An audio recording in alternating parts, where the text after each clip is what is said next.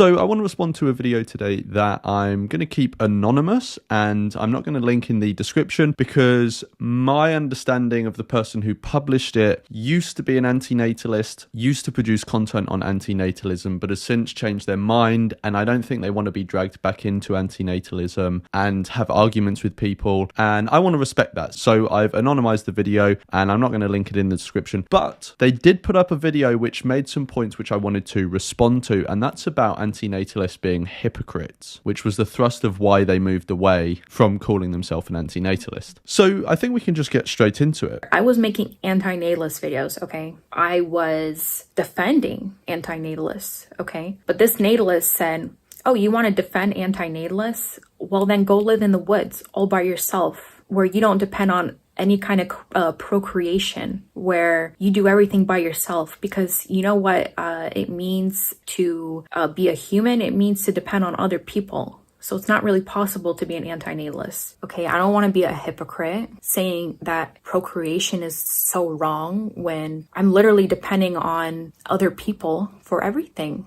And so are you. So is everyone. So is 99% of this world. Okay, the infrastructure, schools, houses, buildings, hospitals, all of these things were created by procreated people, by man. Okay, so there's a lot to say here. There's a few separate points I want to make, so I'm going to try and take them one by one. So the first one is the standard she's using for someone being a hypocrite. Now, this is kind of interesting because this is a standard I've kind of seen played with before in the environmental movement. So Extinction Rebellion, I'll try and find an example and put it up on screen where they publicly do this. But I used to move somewhat in some Extinction Rebellion type circles, and there was this point that was often made to Extinction Rebellion activists, which was, you know, you are a member of society, you are also causing pollution, maybe you drive a car or you eat certain things that are environmentally unsustainable, and so you shouldn't be calling for change that the government should make on a systems level because you are a hypocrite. Now, I'm not here to defend anyone's individual actions. You know, they may be doing things as an individual which are indefensible, but merely existing in society, if that is the standard by which someone is classed a hypocrite and then they can't use a certain label or call for change, that seems completely unreasonable to me. And the Extinction Rebellion type people kind of realized this and then started making, I believe they even made signs, but they started making this point basically saying, we're all hypocrites. Everyone is a hypocrite. All of us live in a society which is imperfect, and as a result, we are passively contributing to things we disagree with, even just through our taxes. And therefore, if that's the standard we're going to use for hypocrite, and hypocrites shouldn't do X, Y, and Z, then does that mean we should stop a bunch of our actions because we're hypocrites or not take moral positions on things? The argument this woman is making is basically that unless you want to totally remove yourself from society, and society as it is now and mostly has been throughout history relies on procreation, the argument this woman is making is that because you passively contribute to something through existing in society, which is extremely difficult to remove yourself from completely, then you're really in no position to stand against or critique a particular action that you're passively contributing to by existing in society. Obviously, the first point to say is that we are all put in this complicated web of interactions where we can't help harming others by our parents, right? None of us chose to exist. We were all put into this predicament, not of our own choosing. So that's the first thing to say. The second thing to say is that this seems like an appeal to futility, a futility fallacy, but basically making the point that because we don't live in a perfect world and we can't achieve perfection, we can't oppose individual acts of wrongdoing. And so she's essentially saying because you can't not rely on some level of procreation in society once you exist, you can't call yourself an antinatalist,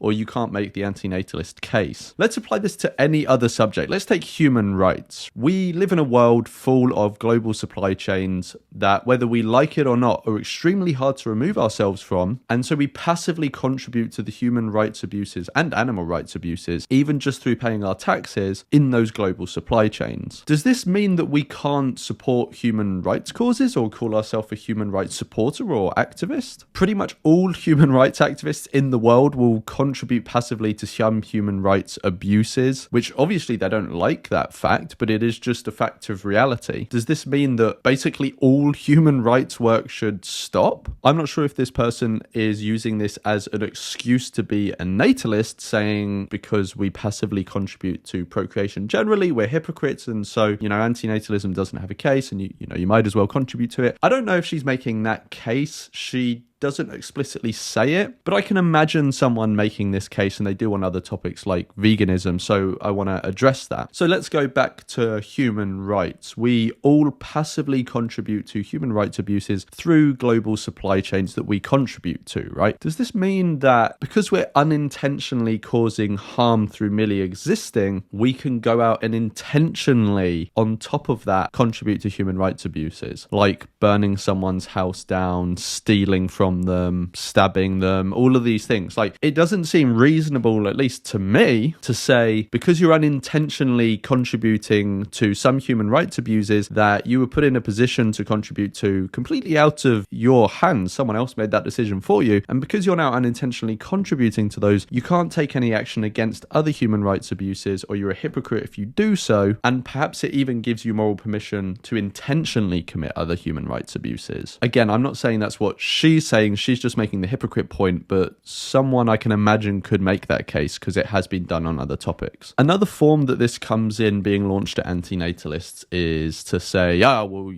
an antinatalist, you're against having children, but you're going to be old one day and you're going to rely on people who have had children to look after you. And to be honest, I understand why people bring this up. From an outside and perhaps uncharitable eye, it does look like antinatalists may be trying to have their cake and eat it, or maybe it makes more sense to say eat their cake and have it, because they are against procreation, but we are very willing to accept the help of those who are procreating or have been procreated, because we reject procreation, but we're very happy to benefit from the fruit of procreation. Now, I get it. Look, as antinatalists, we are lucky to be able to live in a world where we can reject procreation, but also not be in the final generation where the real consequences of that rejection of procreation are going to hit the tarmac. We live in a world where you can reject procreation and not procreate yourself, advocate for others not to, but a sufficient amount of people will continue procreating to buttress the systems which our society kind of relies on, right? Including the care of elderly people, at least at present. I can imagine a future where it doesn't rely as much on procreation, but at the moment it does. So we are lucky to live in a world where we can take this stance, and I think it's perfectly reasonable to take that stance, but also when we get old, there are people there to look after us. And don't get me wrong, unless you live in a country where it's made free at the point of use to you, you're going to be paying for it, obviously. But the fact that there are people there to do that service, we are lucky for that. But yes, you can exist in a world which relies on procreation. Again, this is not of our making, and reject procreation yourself, not procreate. Try and divest from things that cause procreation, like not contributing to things like animal agriculture, breeding other animals into existence, and other reasonable actions that we can take to be able to withdraw our support from procreation. But we don't live in a perfect world, and we are going to contribute to some harm, including the procreation of others, by merely existing. But remember, this goes for everyone, not just antinatalists. And if you think it's fine to maintain a pro-human rights position, given the world we live in, I don't think it's unreasonable to say that you can maintain an antinatalist position, given the world we live in. You do realize that even if there are bad people out there,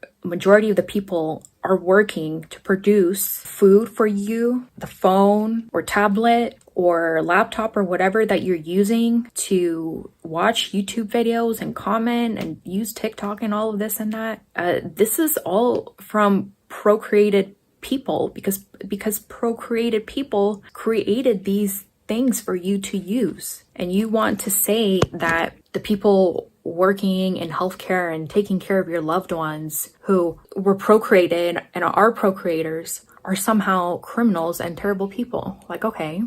So I understand that some antinatalists, like people in many communities and movements, get hot-headed and do engage in this rhetoric. And look, I'm not perfect either. But there's a difference between saying someone has committed an immoral act and saying they're a terrible person. Many people unfortunately act on autopilot and don't critically examine the consequences of their actions or the moral implications of their actions. Now, is procreation an unethical act to engage in? Yes. But should we call people that do it a terrible person? Not necessarily. Someone may not really be aware of what they're doing. Like I said, many people may not be aware of what they're doing. The harm that they are imposing may not have been fully articulated to them before. And we've got to remember that we are living in an extremely natalist culture where procreation is the norm. So sometimes we should buffer the condemnation of the person rather than the action. But look, don't get me wrong. If someone is fully aware of what they're doing, the harms they're causing are fully articulated to them, they have all the facts in their possession, and yet they still do it and they are not sorrowful about it, then it's probably reasonable to say that person is a terrible person. And that goes for any immoral action. But it's not helpful for the main force of antinatalist argument to be about how awful